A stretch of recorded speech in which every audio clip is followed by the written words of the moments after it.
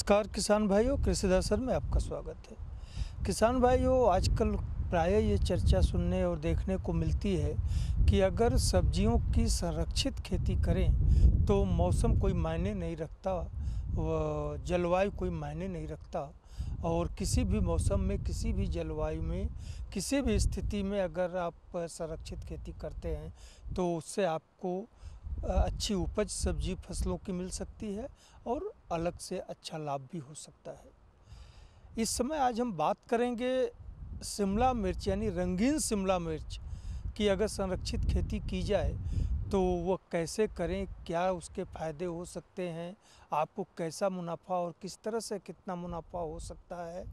और साथ ही शिमला मिर्च, चूँकि जो रंगीन शिमला मिर्च है उसकी आज मांग है तो बाज़ार भाव भी अच्छा है, तो मौसम के विपरीत भी आप उस फसल की खेती करके किस तरह से लाभ कमा सकते हैं, इस बारे में बातचीत करने और जानकारी देने के लिए हमारे साथ हैं भारतीय सब्जी अनुसंधान संस्थान के वरिष्ठ वैज्ञानिक डॉक्टर सूर्यनाथ सिंह चौरसिया। तो डॉक्टर साहब, ये जो सभी हम बात कर रहे थे सब्जी फसलों के संरक्षित खेती की, तो सबसे पहले तो ये हम जानना चाहेंगे कि संरक्षित खेती का आशय क्या है?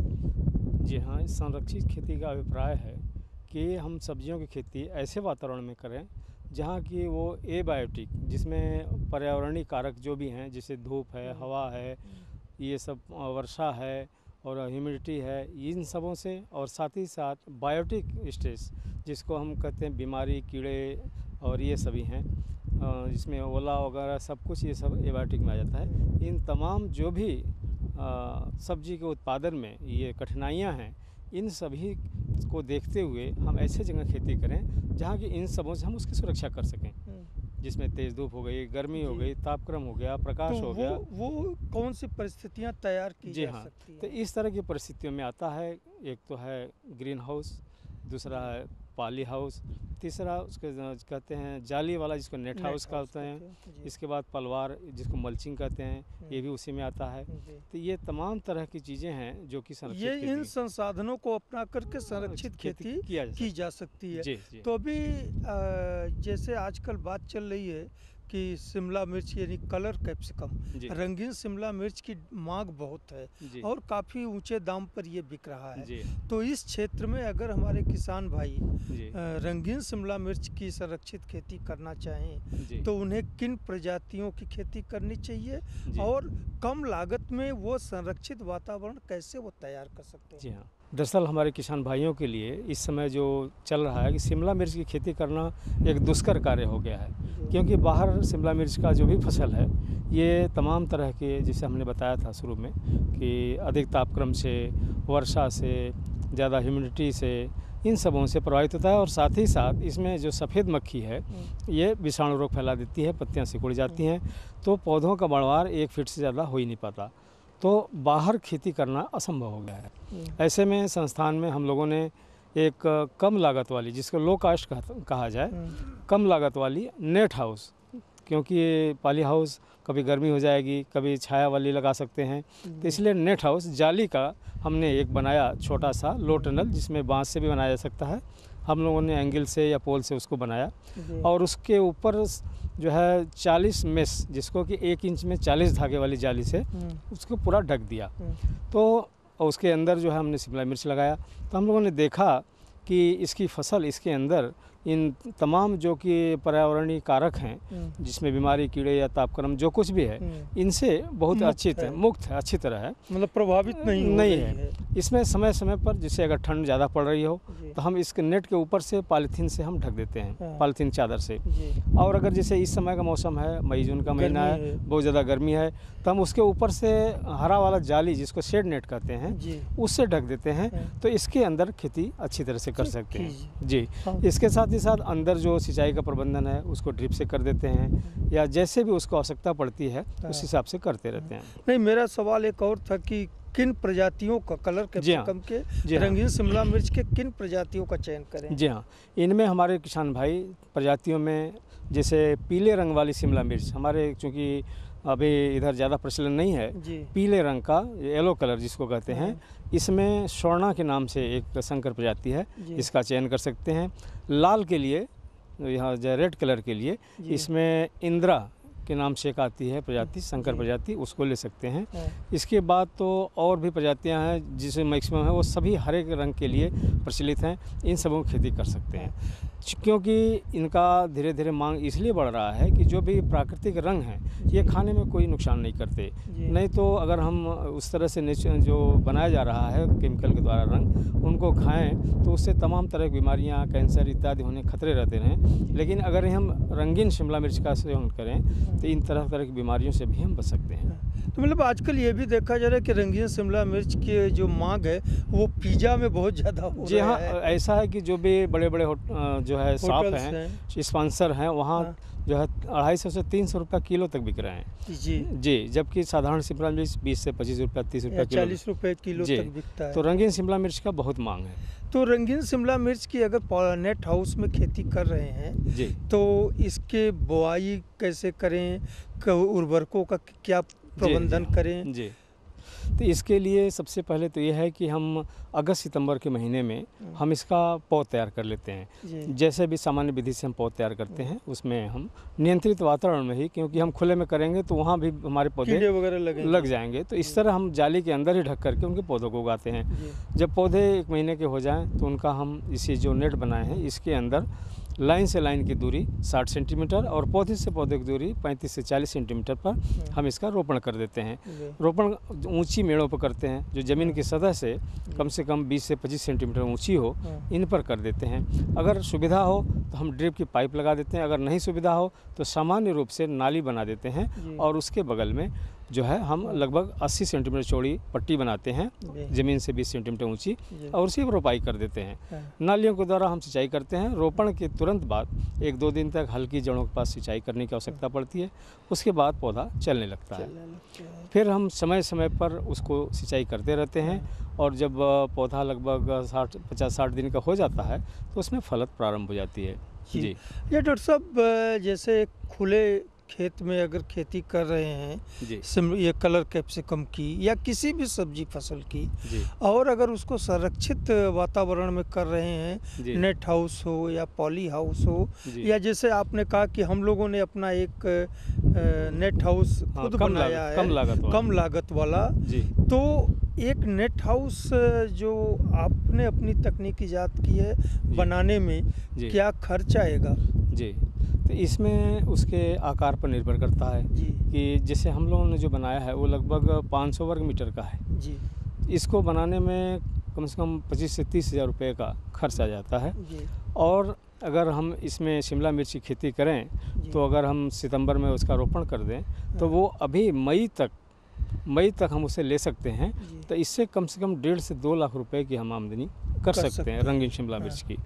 और साथ ही साथ इससे हम दूसरे जो हमारे किसान हैं जो बाहर उगा रहे हैं, अगर तुलना करें तो बाहर उगाने की जो खुले में उगा रहे हैं उसकी तुलना में इससे कम से कम 10 गुना हम पैदावार ज़्यादा ले सकते हैं। जी 10 गुना ज़्यादा। जी हाँ, 10 गुना, उपज मतलब 10 10 गुना ज़्यादा हो होगी। सकती है। जी जी तो नहीं, संरक्षित खेती अगर सब्जियों की जाए तो जी। उपज भी बढ़ेगी जी हाँ और वो गुणवत्ता युक्त भी होगी जी। और लागत उसका मूल्य भी अच्छा मिलेगा हमारे किसानों को मिला। जी जी। जी ठीक है डॉक्टर साहब, रंगीन शिमला मिर्च के संरक्षित खेती के साथ ही अन्य सब्जियों के बारे में जो आपने एक संक्षिप्त जानकारी दी है, निश्चित तौर पर वो हमारे किसान भाइयों के लिए कारगर साबित होगी। वो प्रेरित होकर के विभिन्न शिमला मिर्च सहित विभिन्न सब्जी फसलों की संरक्षित खेती करने के बारे में सोचेंगे। जी। बातचीत करने और जानकारी देने के लिए आपको बहुत बहुत धन्यवाद। धन्यवाद।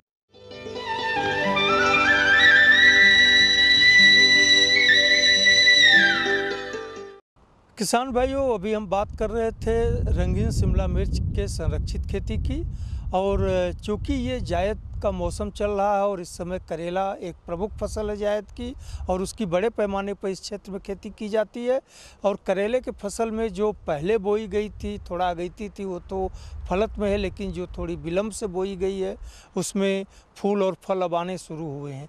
ये दोनों स्थितियों की फसलों के लिए क्रांतिक समय है, और चूँकि तापमान बहुत बढ़ा हुआ है, लू चल रही है, ऐसी स्थिति में करेला या किसी भी सब्जी फसल के देखभाल की, प्रबंधन की सख्त ज़रूरत पड़ती है, जिससे कि अच्छी उपज मिल सके। तो फिलहाल करेला के फसल में इस समय क्या सामयिक प्रबंधन करें, इस बारे में बातचीत करने के लिए हमारे साथ है भारतीय सब्जी अनुसंधान संस्थान के वरिष्ठ वैज्ञानिक डॉक्टर अनंत बहादुर जी।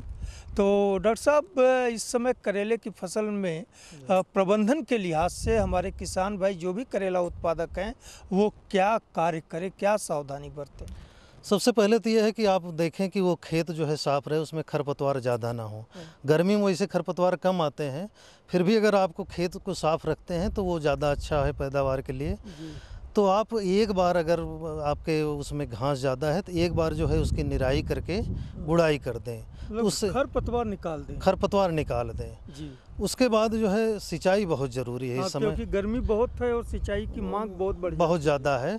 तो इसमें सिंचाई कई तरह से, अगर आप नाली के सहारे क्रॉप बोए हैं तो आप जो है पानी जो है कुंड में ही सिर्फ दें, नालियों में ही दें, तो उससे जो है फसल की ज़रूरत पूरी हो जाती है। लेकिन जो नालियों में अगर आपकी क्रॉप है तो उसको हर तीसरे या चौथे दिन इस कंडीशन में सिर्फ पानी देने की ज़रूरत पड़ेगी। उससे फिर पौधा कभी भी आपका पानी की तंगी की अवस्था में नहीं आएगा। लेकिन अगर फ्लैट में बोए हैं, उसमें किसी कुंड के सहारे पानी नहीं देना है, तो हर 5वें दिन जो है आपको लगभग 4 सेंटीमीटर 2 इंच से थोड़ा कम पानी देने की ज़रूरत है। तो उससे एक बार सिंचाई करें तो कम से कम 4 सेंटीमीटर पानी, 4 सेंटीमीटर पानी होना चाहिए, तब जो है रिक्वायरमेंट उसकी पूरी हो पाएगी। जी। अच्छा डॉक्टर साहब, इस समय चूँकि जो पिछैती करेला की फसल है वो फूल और फलत की शुरुआत हुई है जी। तो उसमें खास तौर से उर्वरक का कोई प्रबंधन इस समय करना उचित होगा, कुछ देना चाहिए या नहीं? नहीं, बिल्कुल। अगर आपने पहले भी फर्टिलाइज़र अप्लाई कर दिया है तो उसके बावजूद भी इस समय कम से कम नत्रजन आपको देने की ज़रूरत है। नत्रजन देने के लिए है कि आप जब फसल लगा चुके हैं उसके 30 से 35 दिन बाद एक नत्रजन देनी होती है, और फिर दूसरी जिस समय फ्लावर आ रहे हैं या जिस समय फ्रूट सेट हो रहा उस समय देने की ज़रूरत है। तो इस समय अगर आप पहली बुआई के बाद अगर आपको पहला देना है तो कम से कम जो है 25 से 30 किलोग्राम नत्रजन 1 हेक्टेयर के हिसाब से दें। दूसरी बार फिर जब आप फ्लावरिंग आ रही हो तो उस समय लगभग 20-25 किलोग्राम नत्रजन दें। तो कुल मिला के लगभग आपको देना है 100 से 125 किलोग्राम नत्रजन देना है। नहीं, इस समय जैसे फूल और फल की अगर स्थितियाँ हैं तो उसमें क्या वो जमीन पर छिड़के जड़ों के पास, या इसका फोलियर स्प्रे पत्तियों पर छिड़काव? नहीं, वो जमीन पे, पहले तो मैं जो बता रहा हूँ कि 25 से 30 किलोग्राम नत्रजन उसका जमीन में डाल के गुड़ाई करके चढ़ा दें। लेकिन छिड़काव के लिए भी जो है एक 19-19-19 का होता है मिक्स्ड सॉल्युबल फर्टिलाइजर, उसका 6 ग्राम प्रति लीटर पानी के हिसाब से अगर स्प्रे कर देंगे तो आपकी क्रॉप जो है बड़ी अच्छी उसकी ग्रोथ होगी, फलत भी अच्छी होगी। दूसरे करेला में ये देखा गया है कि अगर आप बोरिक एसिड का जो है स्प्रे कर दें, बोरान के रूप में बोरिक एसिड का अगर स्प्रे कर दें 100 ppm का, तो उससे जो है फलत और अच्छी आपकी होती है। फूल कम झड़ते हैं, जो ज़्यादा तापमान का असर है उसका कम प्रभाव पड़ता है। तो इसलिए बोरिक एसिड का भी 100 ppm जो है उसका भी आप छिड़काव कर दें, 2 छिड़काव 10 दिन के अंतराल पर 2 छिड़काव कर दें। उसी तरह जो वाटर सॉल्युबल फर्टिलाइजर बोला हूँ उसका भी 2 छिड़काव जो है 10 दिन के अंतराल। तो उससे जो है फर्टिलाइजर की रिक्वायरमेंट पूरी हो जाएगी और क्रॉप अच्छी होगी। अच्छा डॉक्टर साहब, इस समय करेले की फसल में एक चीज़ और देखी जाती है कि फल के अंदर जो कीड़े लग जाते हैं, फल टेढ़ा हो जाता है। बिल्कुल। तो इससे काफ़ी नुकसान होता है किसानों का। तो इन कीड़ों से फसल को बचाने के लिए फिलहाल इस वक्त क्या उपाय करें, क्योंकि फसल खेत में खड़ी है, फलत की स्थिति में है, तो थोड़ा सा सावधानी भी बरतना होगा, बहुत जहरीले रसायनों का प्रयोग करने से बचना भी होगा। तो ऐसे स्थिति में हमारे किसान भाई कौन सी तकनीक अख्तियार करें, क्या उपाय करें जिससे कि वो अपनी फसल को कीड़ों से बचा सकें? देखिए, करेले में सबसे ज़्यादा फ्रूट फ्लाई लगता है, सबसे ज़्यादा उसी से नुकसान होता है। और वो देखेंगे जहाँ पे छेद कर देता है वहाँ थोड़ा करेला टेढ़ा हो जाता है या करेला जल्दी पकने लगता है, लाल होने लगता है। वही होके फिर काला या भूरा हो हाँ, सड़ जाता है। वही सब उसका लक्षण है। तो इसके उपाय के लिए सबसे बढ़िया एक कार्बारिल केमिकल है। कार्बारिल का 0.1% जो है छिड़काव 15-15 दिन के अंतराल पर 2 बार करें। अच्छा, अगर ऑर्गेनिक सोर्स अपनाना चाहते हैं तो उसके लिए ये है कि बनाना, ज़्यादा पका हुआ केला 100 ग्राम वो 1 मिलीलीटर जो है क्यू लेवर आता है उसको मिला के, और 1 मिलीलीटर सेवन या कार्बारिल जो है उसको मिलाकर वो पॉइजन बेड बनाया जाता है। तो उसको फील्ड में गोली बना बना के जगह जगह रख देंगे तो उससे जो है वो कीड़ा खा के जो है वो जल्दी मरेंगे। तो इन दोनों का उपाय कर सकते हैं, या कार्बारिल का 0.1% छिड़काव करें, या जो ये पॉइजन बेट है इसका जैविक जो एक हाँ, ये कम, इसमें किसी तरह का केमिकल आपका नहीं है, तो वो नुकसान करने वाली चीज़ें नहीं। तो इन दोनों में से किसी का एक आप जो है प्रयोग कर सकते हैं। तो यही फ्रूट फ्लाई के अलावा और कोई कीड़े नहीं आते हैं। और स्पेशली और करेले में एक चीज़ ध्यान रखना है कि किसान भाई इस सीज़न में अच्छा ये हो कि उसको चढ़ावें मत। अच्छा, ज़मीन पर रखें, क्योंकि इतनी तेज़ लूह चलती है और पौधे की बढ़वार बहुत कम होती है गर्मियों में। तो लू से जो है आपका ज़्यादा प्रभावित होंगे पौधे, और सिंचाई बार बार आपको करनी पड़ेगी अगर आपने चढ़ा दिया है। तो बेहतर ये होगा कि उसको ज़मीन पर ही फैलने दें। ज़मीन फैलने से होता है कि फलों के पास जो है माइक्रो क्लाइमेट क्रिएट होती है, तो वो ग्रोथ जो है फलों की अच्छी होगी। तो चढ़ाने के बजाय ज़मीन पर ही फैलने दें, और सिंचाई जो है आप जल्दी जल्दी करते रहें, तो उससे जो है आपकी पैदावार बहुत अच्छी होगी। लेकिन ये भी कहा जाता है कि ज़मीन के टच में आने पर करेले या कोई भी सब्जी फसल है सड़ने लगता है। नहीं, इस सीज़न में वो जो गर्मी में ऐसा नहीं होगा। बरसात में उसके चांस हैं, बरसात में फ्रूट फ्लाई का प्रकोप भी उससे ज़्यादा होता है, लेकिन गर्मी में उसके ज़मीन के टच करने से उतना वो नहीं होता। और दूसरे, अगर इस तरह की आशंका हो तो जहाँ फल आपके हैं वहाँ सूखी पुआल या घास की जो है वो रख दें, तो इससे जो है फल डायरेक्ट आपके मिट्टी के टच में नहीं आएंगे।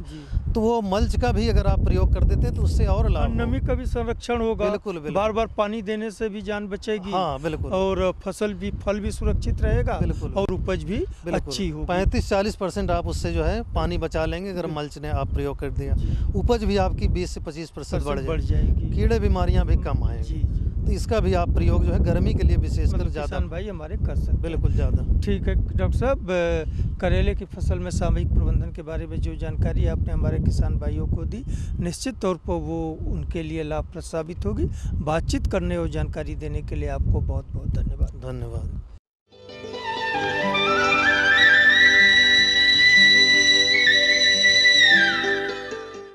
गर्मी की यानी यूँ कहें जायद में लोबिया भी एक प्रमुख सब्जी फसल है, और यूँ तो ये दलहनी फसल भी है और सब्जी फसल भी है।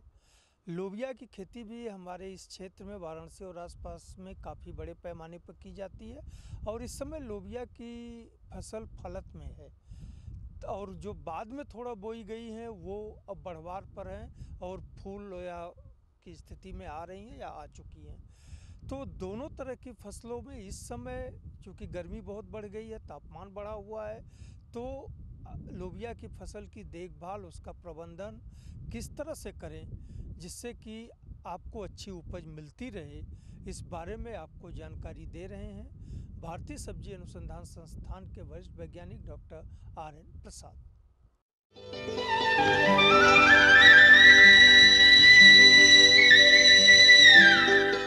डॉक्टर साहब, लोबिया की फसल में सिंचाई कब और कितने अंतराल में करें? बिल्कुल, बहुत बढ़िया आपने प्रश्न पूछा कि किसान भाइयों देखें कि इस समय गर्मी का मौसम है, लू चल रही है, और ये फसल ऐसी है जिसको कि पानी ज़्यादा चाहिए, क्योंकि इसके पत्ते चौड़े होते हैं और काफ़ी घेरा करता है। ऐसे में पानी बहुत प्रमुख चीज़ है, और इसको यदि हम समय समय पर देते रहेंगे तो उपज में काफ़ी अच्छी वृद्धि होती है। नहीं तो ये फसल जो है 3-4 दिन तक यदि पानी न दिया जाए तो मुरझा करके सूखने लगती है और बहुत बड़ा प्रतिकूल असर पड़ता है। इसका मतलब सिंचाई विशेष ध्यान रखना चाहिए, और विशेष तौर से इस गर्मी के सीजन में। तो किसान भाइयों, हम आपको ये बताना चाहेंगे कि नियमित रूप से इस मौसम में 3 से 4 दिन के अंतराल पर आप सिंचाई करते रहें, बहुत ज़रूरी है, और एक अच्छी उपज हमको मिलेगी, आप लोगों को मिलेगी जो है। जी। तो डॉक्टर साहब इसमें ये बताइए कि निराई और गुड़ाई कब करें या मिट्टी चढ़ाना? हाँ जी जी, ये भी बहुत अच्छा आपने प्रश्न किया जो है। जी। किसान भाइयों देखें कि ये जो है दलहनी फसल है, सब्जी जी। की जो है दलहनी फसल है जो है। तो इसमें जो है नीचे जड़ों में जो है नोड्यूल होते हैं, गांठें बनती हैं, जो वातावरण से जो है नाइट्रोजन को लेकर के फिक्स करती हैं और पौधों को देती हैं। यदि निराई करके जो है उसकी घास निकल करके हम उसमें गुड़ाई करके मिट्टी चढ़ा देते हैं तो उसकी जड़ें थोड़ी सी खुल जाती हैं और वातावरण में जब खुल जाती हैं तो उसमें जो गांठें बनती है जिसमें कि नाइट्रोजन फिक्स होता है और पौधों को देता है, जी। उसमें काफ़ी बढ़ोतरी होती है उनकी संख्या में भी, उसके वजन में भी। तो वो पौधों की वृद्धि होती है और पौधों की जब वृद्धि होगी तो उपज अच्छा मिलेगा जो है। साथ साथ देखिए कि जो खरपतवार हैं ये 3 चीज़ों से जो है बचाते हैं हमको। एक तो जो है पानी ज़्यादा लेते हैं, खरपतवार निकल जाएगा तो पानी की बचत होगी जो है। साथ में जो है ये जो न्यूट्रिएंट्स हम देते हैं पौधों को, जो पोषक तत्व देते हैं हम लोग जो है उसके कंपटीशन करते हैं जो है। ज़्यादातर पोषक तत्व यही खा जाएंगे तो पौधों को हमको क्या मिलेगा जो है। जी हाँ, जी हाँ। साथ में जो धूप मिलती है पौधों को मिलना चाहिए जो है, जब ज़्यादा घास हो जाएगा तो पौधों को हमारे बराबर धूप नहीं मिलेगी, जिससे कि उनकी फोटोसिंथेसिस क्रिया रुक जाती है, कम हो जाती है और उपज पर बड़ा प्रतिकूल प्रभाव पड़ता है। तो किसान भाइयों मैं आपको बताना चाहूँगा कि जब फसल हमारी 15 से 20-25 दिन की हो जाए तो उस समय एक अच्छी सी जो है निराई करवा दें और गुड़ाई करते रहें। इसके साथ साथ आप ये भी देखें कि एक बार यदि आपने मिट्टी चढ़ा दिया तो ऐसा नहीं है कि उसके बाद घास नहीं आएगा, उसके बाद भी घास आएगा। तो इसको नियमित रूप से 10 से 15 दिन के अंतराल पर खरपतवार का नियंत्रण करते रहें। तो खरपतवार का नियंत्रण कैसे करें ये तो आपने बता ही दिया डॉक्टर साहब। अब ये बताइए कि इस मौसम में जैसे कि अच्छी उपज वो लोग पाना चाहते हैं किसान भाई हमारे, तो उसके लिए वो क्या नई तकनीकी अपनाएं जिससे उन्हें बहुत अच्छी उपज बहुत मिले? अच्छा चीज़ आपने पूछा कि देखिए हम लोग जो है नाइट्रोजन और फास्फोरस ये सब तो देते ही रहते जी हैं। हाँ। किसान भाइयों देखें कि यदि जो वही हम बता रहे हैं कि इसमें कुछ फसल आपकी ऐसी होगी जो कि तैयारी के करीब होगी, फसल की तुड़ाई हो रही होगी, कुछ ऐसे होंगे जिनकी कि अभी जो है ग्रोथ हो रही होगी। तो जो किसान भाई इस समय नाइट्रोजन का जिसको ट्रैप ड्रेसिंग बोलते हैं, एक तो जो हम बुआई करते हैं उसमें दे देते हैं, जी हाँ। एक वो जो आधी मात्रा है नाइट्रोजन की उसको अभी देना पड़ता है, तो वो मात्रा होती है करीब 10 से 15 किलोग्राम प्रति हेक्टेयर। तो जब हम पहली निराई करते हैं, गुड़ाई करते हैं या पानी देते हैं, उसी समय जो है हम बची हुई मात्रा जो है नाइट्रोजन की दे दें, जिससे कि उसकी बढ़वार जो उसमें फूल आना शुरू होगा, फूल आना का तो फल बनेगा, फल के समय यदि हम यूरिया का छिड़काव कर देते हैं तो उससे उसकी ग्रोथ बहुत अच्छी होती है। इसके साथ साथ इतना ही नहीं, एक आता है बाज़ार में घुलनशील उर्वरक जिसमें होता है नाइट्रोजन, फास्फोरस, पोटाश, वो 19-19 का रेशियो होता है। इसकी 6 ग्राम मात्रा लेकर के आप किसान भाइयों इसका छिड़काव करें 15 दिन के अंतराल पर, तो बहुत ही अच्छा जो है इसका रिस्पांस मिलता है और उपज मिलती है और उसका जो हरापन है पौधों का जो है विकास जो है वो बहुत बढ़िया होता है। इतना ही नहीं, एक मिनट ये भी है कि कुछ पोषक तत्व होते हैं जी हाँ। जिसमें बोलते हैं माइक्रोन्यूट्रिएंट, सूक्ष्म तत्व जो है, जैसे हम लोग जो है चावल दाल रोटी तो खाते ही हैं, जी हाँ। साथ में चटनी और अचार मिल जाता है तो बड़ा अच्छा हो जाता है। थोड़ा मसालेदार तो यस, तो ये पोषक तत्व होते हैं जिंक और बोरान। तो एक जो है आती है बाज़ार में मल्टीप्लेक्स के नाम से दवा जो है, जो इसमें होते हैं सारे पोषक तत्व जो है माइक्रोन्यूट्रिएंट। इसकी मात्रा कितनी है? यस, इसकी जो है 2 ml मात्रा 1 लीटर पानी में घोल करके छिड़काव करें तो जो सूक्ष्म तत्वों की कमी होती है पौधों पर नज़र आती है, ये भी दूर हो जाएगी और अच्छा विकास होगा पौधों का, जो है ग्रोथ होगा और उनको उपज अच्छी मिलेगी। तो डॉक्टर साहब अब ये बताइए कि इसमें लगने वाले प्रमुख रोग या कीड़े कौन कौन से हैं और उनको कैसे नियंत्रण किया जी जाए? बिल्कुल ठीक कहा आपने जो है कि देखिए हमने यदि सब कुछ किया है, तो रोगों खरपतवार नियंत्रण किया है, खाद उर्वरक दिया है, लेकिन कोई सिंचाई कीड़ा आ गया, सिंचाई भी किया है, कोई कीड़ा आ गया उसका यदि हम नियंत्रण नहीं करें समय से तो पूरी फसल हमारी बेकार हो जाएगी बेकार और हो हमको जो है जाएगी। उपज नहीं मिल पाएगी जो है। तो आपने बिल्कुल सही कहा। तो किसान भाइयों देखें कि इसमें 2 कीड़े बड़े प्रमुख हैं।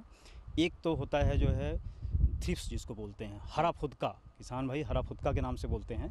तो हरा फुदका जो है वो एक तारा होती है एक दवा, एक तारा की जो है 5 ग्राम मात्रा 15 लीटर पानी में घोल करके छिड़काव करें जो है, और ये 15-15 दिन के अंतराल पर करते रहें। इसकी पहचान ये है किसान भाइयों कि जब हम खेत में गुजरेंगे, खेत की जहाँ खड़ी फसल से, तो वहाँ देखेंगे जब गुजरेंगे तो फुट करके उड़ेंगे जो है, हरे टाइप के पत्तियों पड़े रहते हैं, तो ये समझ लीजिए कि वो कीड़ा लग गया है और वो उसके पत्तियों का रस चूसता है तो पत्तियाँ सिकुड़ जाती हैं, फिर उनका विकास नहीं होता है। पत्तियों का रंग भी बदल जाता है कुछ? चूसने से हाँ, सिकुड़ता भी है और रंग भी बदल जाता है, उसमें हल्का हल्का पीलापन आना शुरू हो जाता है। पीले रंग की पहचान हो जाती है, कीड़ा जी, लग रहा है जी। इसका और मतलब। सबसे बड़ी पहचान है उसका पत्तियों का सिकुड़ जाना, सिकुड़ना, क्योंकि रस चूसते हैं तो सिकुड़ता है जो पत्ती है। सिकुड़ जाती जी, तो उसके लिए जो एक तारा दवा हम बताएं हैं, एक तारा नाम की एक दवा है सिंजेंटा कंपनी की, इसकी 5 ग्राम मात्रा लेकर के 15-15 दिनों के अंतराल पर छिड़काव करें जो है। इसके अलावा जो किसान भाई भी फसल तोड़ रहे होंगे फली, उसमें ये है, एक आता है फली छेदक, फली छेदक नाम का कीड़ा आता है जो फलियों को छेद कर, इसको फ्रूट बोरर भी बोलते हैं। तो इसमें एक दवा आती है मैलाथियान। मैलाथियान नाम की दवा को 2 मिलीलीटर मात्रा 1 लीटर पानी में घोल करके इसका छिड़काव करें।